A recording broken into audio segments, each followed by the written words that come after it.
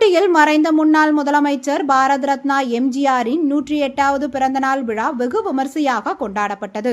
கடலூர் மாவட்டம் பண்ருட்டி அதிமுக நகர அதிமுக சார்பில் மறைந்த முன்னாள் முதல்வர் எம்ஜிஆர் அவர்களின் 108வது பிறந்தநாள் விழா பண்ருட்டி நகர செயலாளர் தாடி முருகன் தலைமையில் 500க்கும் மேற்பட்டோர் ஊர்வலமாக சென்று கடலூர் சாலையில் அமைந்துள்ள எம்ஜிஆரின் திருவுருவ சிலைக்கு மாலை அணிவித்து மலர்தூவி மரியாதை செலுத்தப்பட்டது. அதனைத் தொடர்ந்து பொதுமக்கள் ஆகியோருக்கு இனிப்புகள் வழங்கப்பட்டது. இந்த நிகழ்ச்சியில் ஏராளமான கட்சி நிர்வாகிகள் கலந்து கொண்டனர்.